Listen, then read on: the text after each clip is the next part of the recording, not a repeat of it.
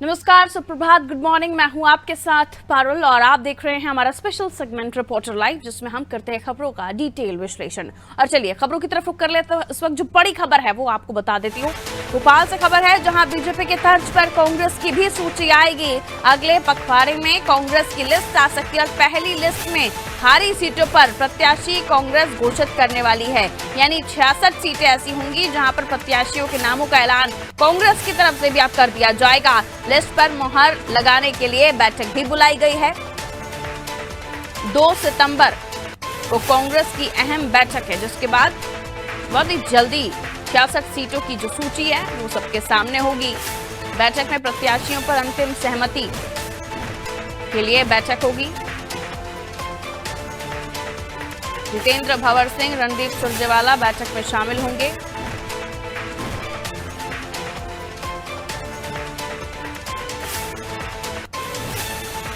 बैठक जाहिर है चुनावी साल है, हर एक बैठक बेहद महत्वपूर्ण है। अगले पखवाड़े में कांग्रेस की लिस्ट आ सकती है। देखिए, बीजेपी ने 39 उम्मीदवारों की घोषणा कर दिया और उसके बाद कांग्रेस पर बेहद ही प्रेशर कि कांग्रेस कब अपनी पहली सूची जारी करेगी, क्योंकि चुनाव से 6 महीने पहले सूची जारी करने का ऐलान कांग्रेस ने किया था। लेकिन उससे पहले ही इस मामले में बीजेपी ने बाजी मार ली। हालांकि बीजेपी ने उन नामों का ऐलान किया जहां पर बीजेपी हारी थी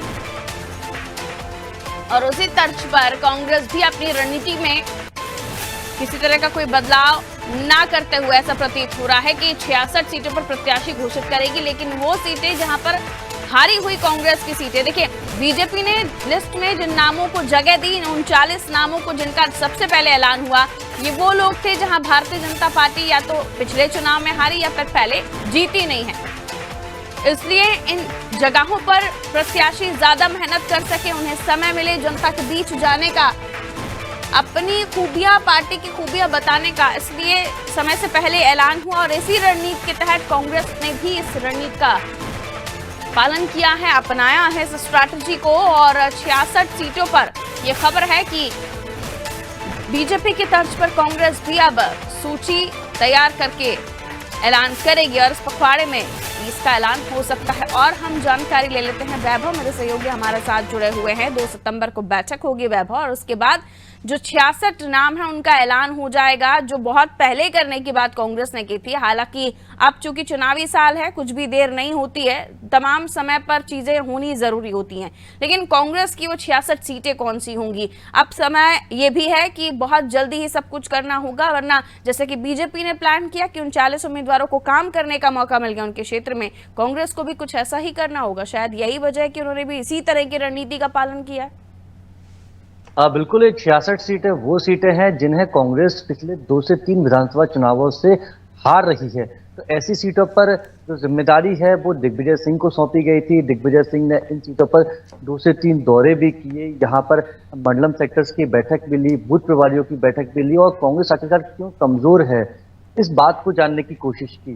तो ऐसा माना जा रहा है कि 2 से 3 तारीख को जो कांग्रेस कार्यालय में बैठक होने जा रही है, बेहद महत्वपूर्ण बैठक है। इसके बाद एक पैनल बनाया जाएगा प्रत्याशियों का, फिर 2 से 3 नामों का पैनल दिल्ली भेजा जाएगा स्क्रीनिंग कमेटी के पास में। स्क्रीनिंग कमेटी के पास जब पैनल बैठेंगे, स्क्रीनिंग कमेटी के सदस्य, उसके बाद सूची को फाइनल कर दिया जाएगा।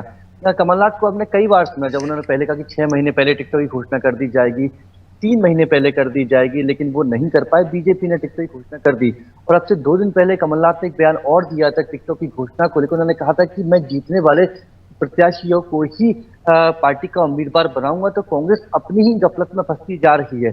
एक और कांग्रेस कहती है कि हम पहले टिकटों की घोषणा करेंगे, टिकटों की घोषणा नहीं हो पाती है। फिर दूसरी ओर कहा जाता है कि अब हम जीतने वाले प्रत्याशियों को ही टिकट देंगे। तो बीजेपी भी तंज यही कस रही है कि टिकट तो जीतने वालों को ही दिया जाता है, कोई हारने वालों को टिकट नहीं देता।